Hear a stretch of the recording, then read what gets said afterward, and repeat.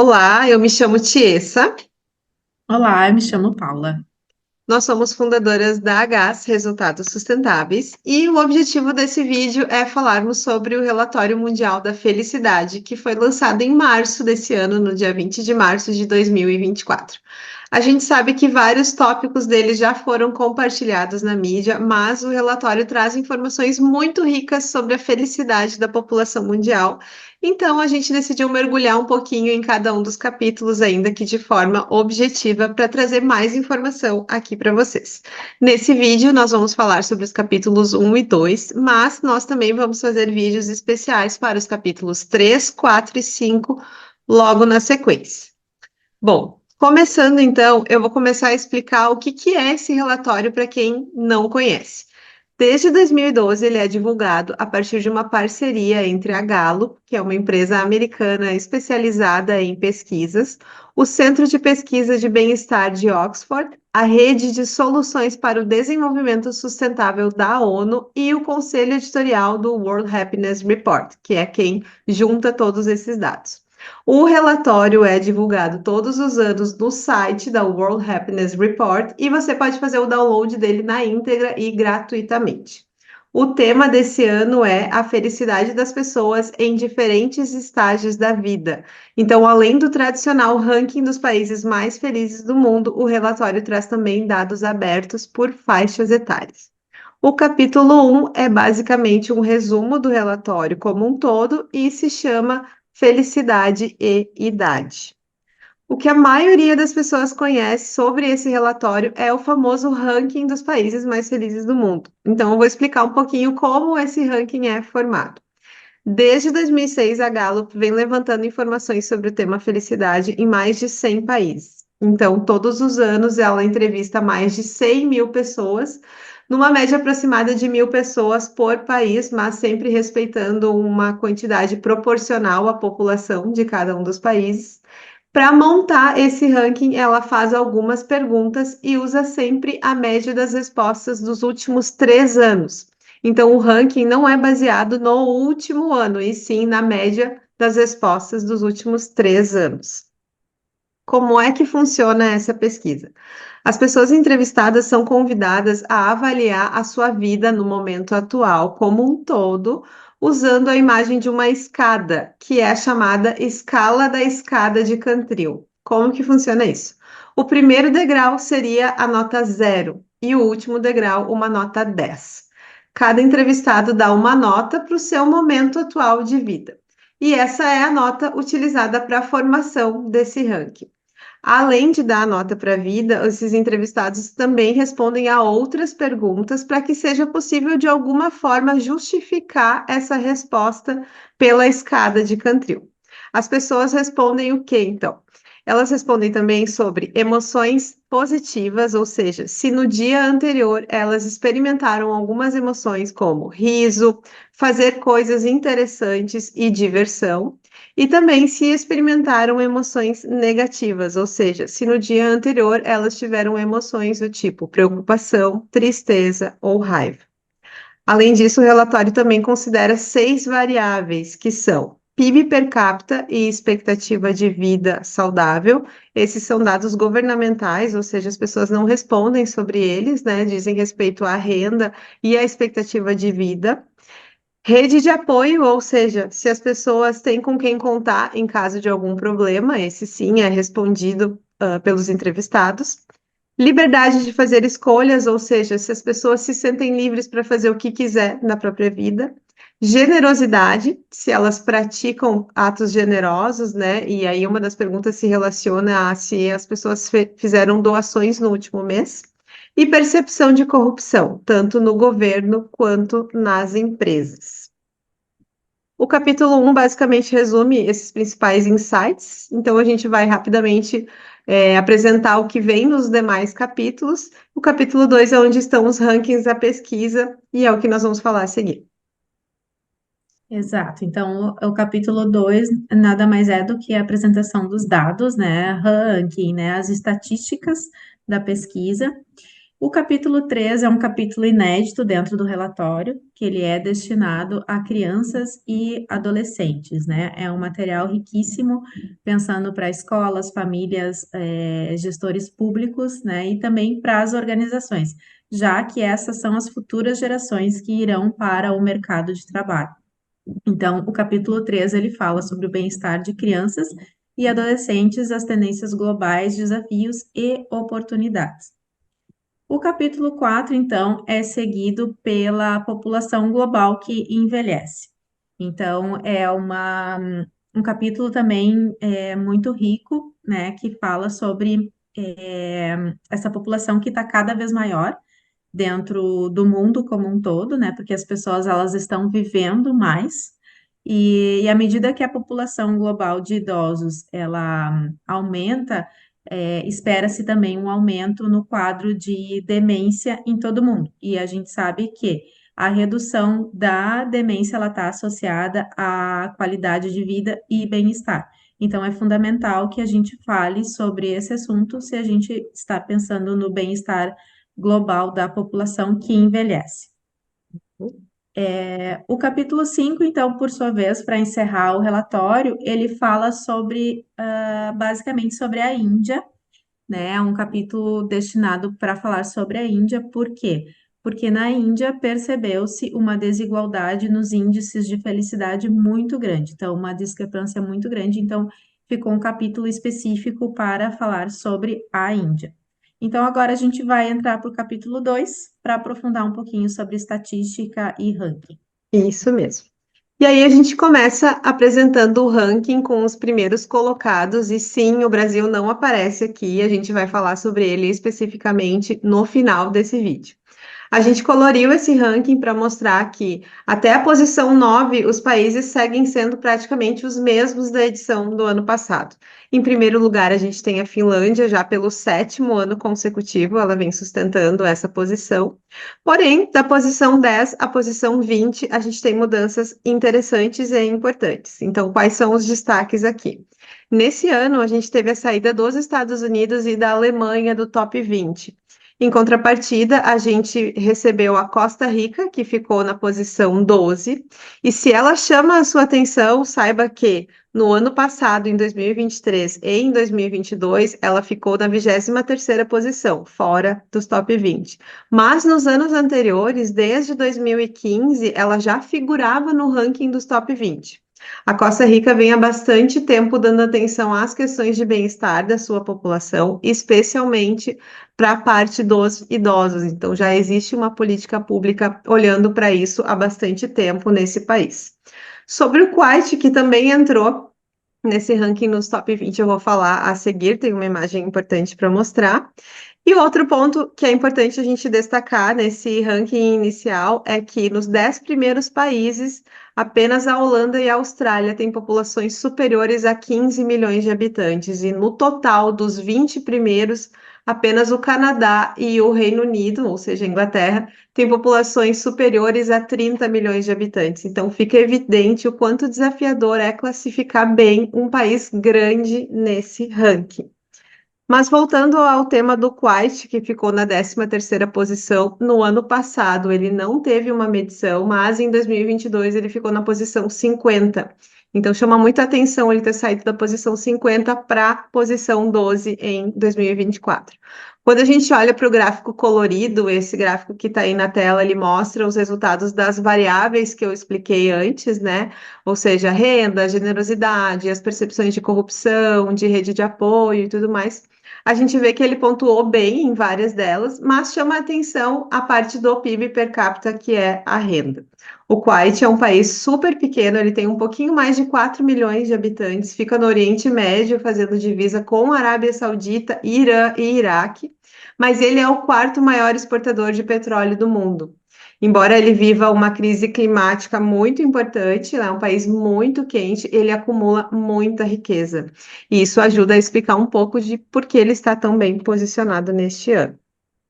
Olhando para as últimas posições, por 5 anos consecutivos a gente tem o Afeganistão em último lugar, e não é difícil imaginar por quê. Nas últimas posições estão basicamente os mesmos países do ano passado. A gente marcou em amarelo os países asiáticos e os demais países são africanos. Então a gente vê uma concentração, né, nessas partes do mundo. São países que enfrentam miséria mesmo, muita pobreza e que estão em zonas de conflito. Então, quando a gente olha para o gráfico colorido, e aqui eu trouxe, comparando com o primeiro lugar na Finlândia, né, que considera todas as variáveis, a gente vê o quanto distante eles estão dos demais países. Talvez você esteja curioso para saber sobre Rússia e Ucrânia, que são países que estão em guerra desde 2022, né? A Rússia, nesse ano, ficou na posição 72, ano passado ela esteve na posição 70. E a Ucrânia, nesse ano, ficou na posição 105 e ano passado estava na posição 92. Além do ranking, que é o que normalmente as pessoas conhecem, o capítulo 2 também traz uma abertura desse ranking por faixa de idade. E aí ele divide, as faixas etárias em quatro grupos. Então, o primeiro grupo são as pessoas com menos de 30 anos, o segundo grupo são pessoas entre 30 e 44 anos, o terceiro grupo, 45 e 59 anos, e o quarto grupo são pessoas com mais de 60 anos. E olhar assim é interessante porque aparecem informações bastante peculiares. Por exemplo, o Canadá, no ranking geral, ele ficou na posição 15, né, na 15ª posição. Mas pela avaliação dos mais jovens, ele ficou na posição 58, enquanto para os mais velhos, ele ficou na posição 8. São 50 posições de diferença. É uma percepção muito diferente dos jovens para os mais velhos. Da mesma forma, os Estados Unidos, para os jovens, o país está na posição 62 e para os mais velhos na posição 10. Então, novamente, são mais de 50 posições de diferença. Chama muita atenção essa disparidade, né, de percepção nas avaliações, né, dos países. E é legal trazer aqui que o contrário acontece na Lituânia, né? Para os jovens, o país ficou em primeiro lugar. Se a gente fosse considerar o ranking só pela percepção dos mais jovens, as pessoas com menos de 30 anos. Mas para os idosos, ficou na posição 44. Isso mostra claramente o efeito das gerações, das experiências vividas, as próprias circunstâncias do mundo que cada geração experimentou, né, nas suas diferentes faixas de idade e o quanto isso impacta na percepção da felicidade. Então, nesse pequeno recorte da população, nós temos casos de pessoas que experimentaram períodos de guerra na sua juventude e também temos uma juventude que experimentou uma pandemia, e isso certamente afeta a percepção de felicidade dessas pessoas. E seguindo, né, na figura 2.4 do relatório, a gente tem aqui um resumo gráfico da média de felicidade dos quatro grupos etários que a Tissa mencionou há pouco aqui, para o mundo e para as 10 regiões do mundo, separadamente para homens e mulheres. Então, aqui a gente está avaliando as quatro faixas etárias e separado por homens e mulheres, tá? Então, assim, no primeiro gráfico que a gente tem ali na figura 2.4, ela é em relação ao mundo, tá? E aqui em relação ao mundo, a gente percebe que é bastante uniforme a avaliação da vida entre os grupos etários, com os jovens, em média, mais felizes do que os idosos, e uma ligeira diferença de gênero a favorecer as mulheres, né?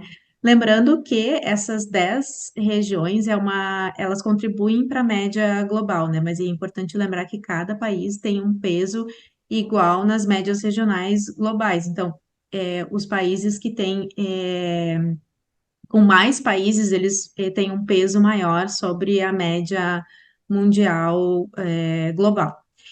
O que chama atenção aqui nesse gráfico a gente destaca o sul da Ásia, que são os países Bangladesh, Butão, Índia, Maldivas, Nepal, Paquistão e Sri Lanka. A felicidade é mais baixa nos grupos de meia idade, especialmente para homens, né, tendo uma grande disparidade na avaliação de vida da meia-idade que favorece as mulheres. Então, uma forma o bem definida para os homens. Seguindo aqui na figura 2.6, a gente tem aqui uma avaliação de felicidade comparando períodos. Então, a gente tem um período de 2006 a 2010 e um período de 2021 a 2023. Então, de novo, a gente tem uma avaliação global, né, e as 10 regiões. Então, a gente tem aqui para a média global entre os países, a avaliação de vida, eles melhoram muito em todas as faixas etárias. Só que, de novo, lembrando que essa média é feita baseada nas 10 regiões. Então, as regiões que têm mais países, elas influenciam mais na média. Então, não significa que está tudo bem, né? Então, a gente destaca aqui, como a gente já pôde perceber no ranking, né? Quando a gente tem os Estados Unidos saindo do ranking dos top 20, né? Então, a gente tem para os Estados Unidos, Canadá, Austrália e Nova Zelândia, a felicidade, ela diminuiu em todas as faixas etárias, né? Mais especialmente para os jovens. Tanto mais para os jovens que são agora, em 2021 e 2023, o grupo etário menos feliz, né? E essa é uma grande mudança em relação a 2006 e 2010, quando os jovens eram mais felizes do que os grupos de meia idade e quase tão felizes como os que tinham mais de 60. Então, para os jovens, a queda da felicidade, ela foi de cerca de 3/4 de ponto e maior para as mulheres do que para os homens. Então, num resumo, Exatamente. né, a gente tem os jovens menos felizes e dentre os jovens as mulheres menos felizes, né, para Exatamente. estes grupos, né? Esse é um ponto que chamou bastante atenção nos dados do relatório, né? E aí, de modo geral, apesar do gráfico geral mundial mostrar que a juventude é mais feliz do que os idosos, né? Aquele gráfico geral do mundo, existem vários estudos que mostram uma tendência de que a felicidade se comporta em formato de U ao longo da vida. Ou seja, a gente tem a juventude mais feliz, uma meia-idade menos feliz e na velhice voltando a ser feliz novamente. Isso se conecta com as figuras que a gente vai apresentar agora. Então, essa primeira figura aqui retrata as respostas sobre as emoções negativas que eu expliquei lá no início, né? São respostas sobre a experimentação de emoções negativas como preocupação, tristeza e raiva no dia anterior. E aqui o gráfico compara os dados dos 3 últimos anos com o período de 2006 a 2010, como a Paula mostrou no gráfico anterior. Olhando no geral, a gente vê que as emoções negativas são mais frequentes agora do que eram em 2006 e 2010. No leste da Ásia, ficou praticamente igual, que são, de novo, China, Japão, Coreia do Norte, Mongólia, Coreia do Sul e Taiwan. O único lugar onde as emoções negativas foram reduzidas, ou seja, a linha azul está acima da linha laranja, é na Europa, onde de fato os países do topo do ranking da felicidade estão concentrados, né? Outro destaque é que em todo o mundo as emoções negativas foram mais prevalentes em mulheres do que em homens, e em quase todos os lugares essa diferença de gênero é maior em idades avançadas. Falando sobre emoções positivas, né? Se as pessoas experimentaram riso, diversão, fazer coisas interessantes no dia anterior à pesquisa, a frequência das emoções positivas em todas as regiões é maior para o grupo com menos de 30 anos e vai diminuindo constantemente com a idade em todas as regiões, exceto para o grupo de países que nós comentamos antes, Estados Unidos, Canadá, Nova Zelândia e Austrália, onde as emoções positivas são menos frequentes para aqueles grupos da meia-idade. E aqui a gente vê um gráfico em formato de U, né? Parecido com o U. Não houve muita variação com relação aos dados de 2006 a 2010, mas em algumas regiões a gente vê que a frequência de emoções positivas aumentou, como por exemplo na Europa, que é onde estão os países topo do ranking, né? Da mesma forma que as emoções negativas reduziram, as emoções positivas aumentaram. E isso faz parte dos países que estão no topo do ranking da felicidade. Exato. E seguindo aqui, a gente tem a frequência de benevolência por geração antes e depois da crise do Covid, né? Então, a gente tem, o relatório separou basicamente 3 gerações. A gente sabe que hoje a gente tem muito mais, né? Mas o relatório concentrou em três fatias de três gerações, onde se dividiu percentualmente em termos de volume, basicamente em três blocos iguais, assim. Então, os millennials, né, que são os nascidos entre 1981 e 1995, a geração X, que são os nascidos entre 1965 até 1980, e os boomers, que são os nascidos entre 1945 e 1964. Então, o que que a gente percebe aqui neste gráfico, né? É que a crise do Covid, ela levou um aumento mundial da proporção de pessoas que ajudaram as outras pessoas com necessidade. Então, houve um aumento de generosidade e benevolência no mundo como um todo, né? E isso foi em todas as gerações, mais especificamente nos nascidos desde 1980, né? Que são ainda mais propensos do que as gerações anteriores a ajudar outros necessitados. Então, por exemplo, os millennials, eles são ainda mais propensos do que os seus antecessores a serem mais benevolentes se houver uma nova crise semelhante à crise do Covid. Então, a gente pode esperar, se a gente tiver uma crise semelhante à crise do Covid, é que essa turma da geração dos millennials, eles vão ser mais propensos ainda a serem mais benevolentes. É, e a oportunidade de ajudar os necessitados e de ver outros fazerem o mesmo serve também para dar um propósito, né? E a gente sabe que propósito aumenta significativamente o bem-estar, né? E isso está associado às classificações mais elevadas na vida como um todo. E aí a gente entra na questão de apoio social e solidão, que também foi tratado no relatório. Então, em quase todas as regiões globais, o sentimento de apoio social, comparavelmente medidos, são mais de 2 vezes mais prevalentes do que a solidão. Então, tanto o apoio social quanto a solidão, eles afetam na felicidade, sendo que o apoio social geralmente traz um efeito maior. As interações sociais dos tipos, de todos os tipos, né, elas contribuem para a felicidade, além dos efeitos fluírem por meio de aumento do apoio social e redução da solidão. Porém, vale destacar, como a gente falou já desde o início, destacou principalmente a questão dos Estados Unidos, que chama bastante atenção na redução da felicidade dos jovens, né? Existe uma preocupação generalizada acerca dos Estados Unidos sobre uma epidemia emergente de solidão e sobre as consequências da solidão sobre a saúde física e mental. Então, é comprovado aqui pelo relatório que a solidão ela é quase 2 vezes mais elevada entre os millennials e do que entre os nascidos antes de 1965.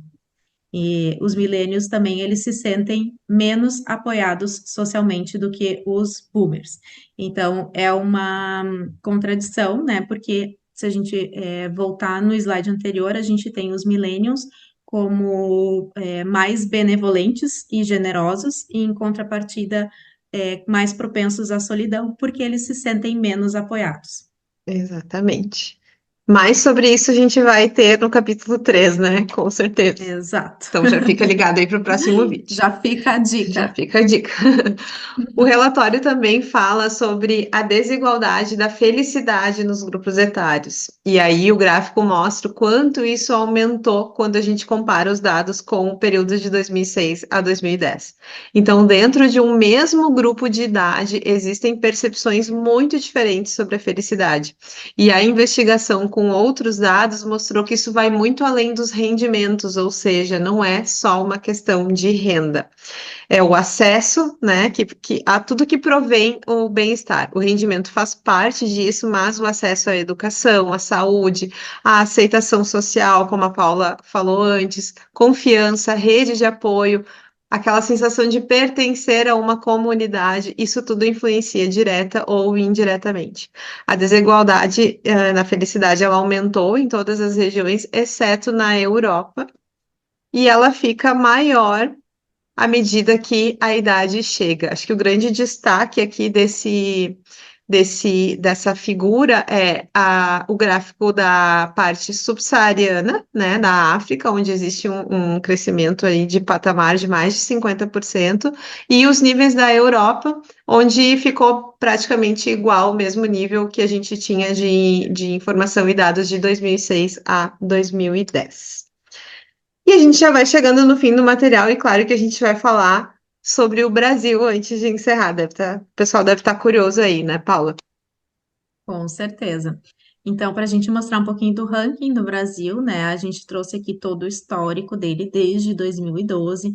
Então, se a gente observar ali a partir de 2015, o Brasil ele vem numa escadinha de crescimento, né, na sua posição, chegando agora em 2024 na posição 44. Porém, se a gente olhar para 2023, a gente percebe que perdemos posição, né? Estávamos na posição 49 e agora estamos na posição 44. E aí, se a gente olhar para aquele comparativo de gerações, né, de faixas etárias, né, a gente tem